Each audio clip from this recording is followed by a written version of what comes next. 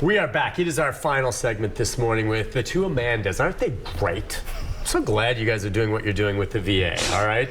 Trying to help homeless veterans. Homelessness, major issues. You've been listening this whole show for everyone, especially some of the veterans with what they're dealing with, and they deserve better, in my opinion. The number 737-7587. And, okay, I guess part of it, if people are watching this, and I hope to do more on this, is that what you are looking for are landlords that maybe, you know, there was a point where in the city of downtown Nashville, I don't know if they're still doing this, where they would have developers building new complexes, and they were required to say, okay, you can build this big fancy thing, and you can charge $1 million for 500 square feet, which is absurd.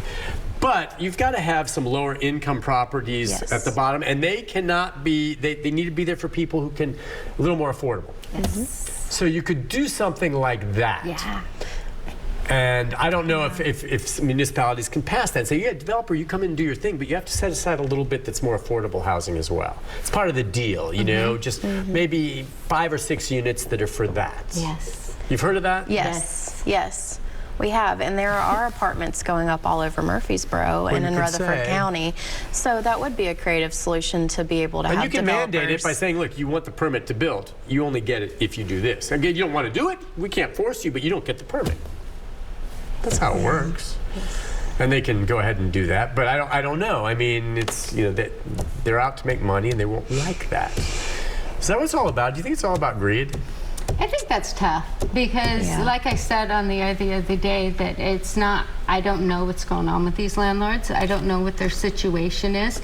I don't know how the moratorium hit them and when they went months without collecting rent. I don't know what their situations are. So, I mean, even this property we're talking about, I mean, it recently sold. I don't know what they bought it for. I don't know what they need to make. Well, I guess it's just greed. It's money. And I don't mean just landlords. There's certainly many landlords that bit the bullet and let people stay in properties during the pandemic and didn't have any money coming in. You know, and so I understand that. It's not just landlords, but just the money in general, what we see happening, and folks bidding hundreds of thousands of dollars over list prices on properties, but it's really, the properties aren't available because you have investment companies coming in and buying up. Whenever there's something for sale, homeowners like you and I might say, oh, I'd like to buy that. You know, I'd move in there, and then you've got some investment firm out of Southern California that's buying up everything they see. They've got a huge huge fund, and they can buy it all up, and then they're going to renovate it, and they'll either flip it or they'll rent them out and make money for their investors, which again is the American way, I guess. I think it comes down to priority. Yeah. You know, if your priority is as a business to make money, you could see that. Sure. Whereas from our point of view, ours is to get veterans housed. So sometimes those priorities might not line up. Well, you said that there are some, you know, landlords we already talked about that I think are probably still profitable, but they're finding a way to try to accommodate some of these lower rent individuals. I think it's big corporate versus individual landlords. I think that's exactly what it is. You're talking local versus exactly what you just said. Are there any big corporate ones that do anything like this, to your knowledge? Have you come across where, you know, whatever reason, they get back to the community in some way by thinking, let's do this? Or is it mostly individual? Well, I got to say, the one in Williamson County, they no longer take the voucher, but they did grandfather mine that are in there. They kept them. Okay. And those properties, I can't even imagine probably what they're renting for right now. Oh, yeah. But they grandfathered my veterans in that were already up there. So how does the voucher work, by the way? I mean, we talked about how much it is based on income and what they have. So it's a voucher. So if the landlord is charging whatever $800 rent, and the veteran's able to pay $400 from whatever income they have, the other $400 is covered by the voucher? No, it's way better than that. Okay. So if the rent is $800 and a veteran has, let's say, $1,000 coming in, they're going to pay approximately 30% of their income. So they're going to pay 30% goes to rent. $300, and then the housing authority is going to cover the rest. So if they have zero income coming in, then the voucher is going to be completely covered. And does the voucher, is it pretty good? I mean, it's the same thing. I mean, every month that voucher kicks in. I mean, it's not like landlords can say, oh, I get these vouchers and they never cash for me. That's solid money that's going to come in. And with the VA, here's the other benefit of doing HUD-VASH, is with the HUD-VASH program, you get case managers. So you get someone to call if there is a problem or if there is an issue, and we mediate and advocate and try to get everything lined up and going in the right direction. And that's huge. I think that's awesome. How many are there of you? Currently, there are 3 of us for the Rutherford County team. Okay. We are down a case manager, so we're just waiting to get another one on. Is there a Nashville team? Yes. Too, of course. Yes. There's I mean, there are many every of counter. us. What's that? There are many of us. So That's what I was figuring. You're out of Rutherford County, but what you do, there are a lot of folks in most counties in the state, you think? There's quite a few counties that we don't cover as you stretch out, you know. More rural, smaller counties. But I mean, there's there may be some there as well. But we get calls from all over our catchment area, and we are more than willing to either give them community resources from there, or they can come closer and we can maybe assess for assisting them with a voucher if they meet the qualifications and everything. Do you think is it worse in the rural areas or in the more metropolitan areas? I mean, it's bad whenever an individual's homeless, but do you have a per capita a bigger problem out there where there's less housing, or is it maybe more affordable some in like Pickett County? We have a bigger problem with resources. In further out. Further out. Yeah. But isn't the rent lower there? It is. Yes. Yeah. But so is the income too.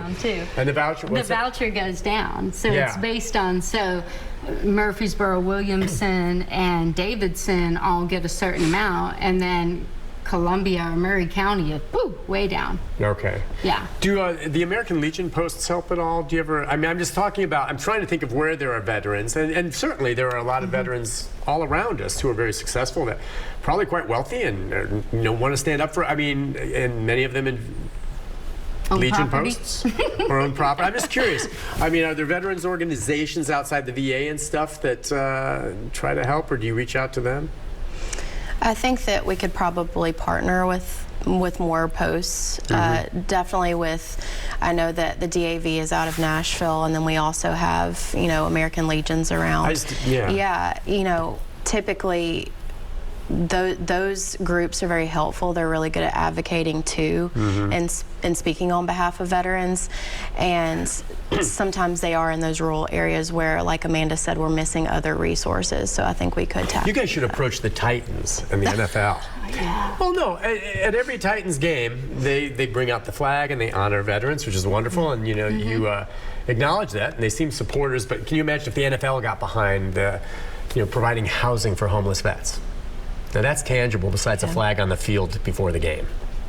All right, let's go to, who is it on line 1? Jeff, good morning, Jeff. Yes.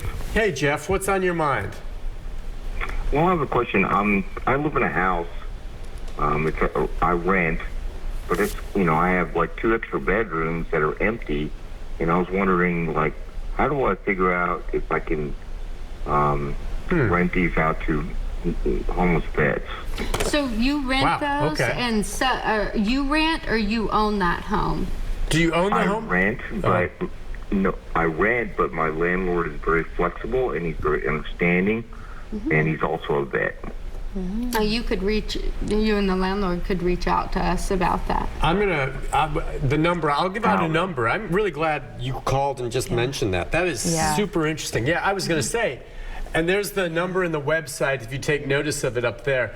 Yeah, okay, so let's just say someone's watching this who lives in a home and is a veteran, and he's got, they're empty nesters now, and they have 2 rooms, and they would be willing to rent. Do you guys do that? They can do that. They can't, at this point in Rutherford, do that through our program. Okay, so there wouldn't be a voucher going to them necessarily. But there is another program within HUD called shared housing. So there is a program that could maybe be explored a little bit. If someone came to you with that, you could refer them to that housing? I would. And yes, that way they could. I was just thinking on that. I mean, that's maybe a tangible way if you wanted to provide housing, or if you had a guest shed in the back that was fully equipped and wanted to rent out a renovated garage. Yeah, we could rent that one. You could do something like that. Yeah, you can do a studio. Absolutely, something like that. Absolutely. And there are ways. We're just not set up with that, but I would definitely encourage them to call. Yeah, okay, listen, I'm really glad Jeff brought that up. if he's in a situation like that, again, you made a good point though. He'd have to run that by his landlord, I guess, right? Because he's renting. But that's thoughtful. But you say the need is, if you could snap your fingers, how many units would you want right now? I want a complex, maybe 2. So we're talking like 80 units? Is that what's in a complex? Yeah, so that's not. I mean, 80 units covers what we have today. Yeah. So you need a lot of units, and instead of getting more, they're disappearing. Are there others that you know right now are on the precipice that could go away in the next 6 months? Well, we've lost. I don't know that I know of that I've had to move veterans. I think within the last year, 4 or 5 that have gone away. That they've renovated some condos. But there's some you probably have in the back of your mind that that's there, and you're worried that something's going to happen with those. Yeah, for sure. Okay, and that's where you say it could be catastrophic. It could be catastrophic too, because the veterans are coming in. They're 60 right now, right? Today. What, tomorrow or next month will bring, as they don't continue to accept vouchers and we lose these ones, the numbers are just going to continue to increase. And keep in mind, we're speaking on behalf of our veterans, but those complexes that also are no longer taking HUD do have regular housing vouchers that are not through the VA. Yes. Those people will also need housing. So we have a large amount of people in general that are all going to be going for the small amount of units we have available. 32, I believe. Because what you're saying is a lot of these apartment complexes, because the value has gone up such, they're no longer going to accept vouchers from HUD, Housing and Urban Development, which is income assistance, not just for veterans, but for anyone who qualifies for HUD assistance. That's going to go away, and that means, and everyone deserves housing, whether it's a veteran or not, but it's just going to make the competition for available space even worse. Correct. You guys are going to be really busy. Yeah, very. Well, as you said, you got to get the word out, and it's a serious thing. And we've talked so much about homelessness here, and it's something that needs to be addressed for everyone. But as I said, especially for the veterans, you would think in this instance. Wow. Thanks for coming on. Thank you. We're going to put that number up again. And what were you going to say? I just want to say that, these are our heroes. These are the people that maybe didn't put on a superhero uniform, but that's who these people, these are the ones that went out there and kept us safe. Right. And they are my superheroes. That's right. They are the true heroes, and we don't need them on the streets. We need to do what we need to do to help them, and no veteran. Yeah, they deserve better, and we're going to do what we can to help too. We'll get the word out. Thank you, ladies, for coming on. Much appreciated. Appreciate it. Be back with a programming note right after this.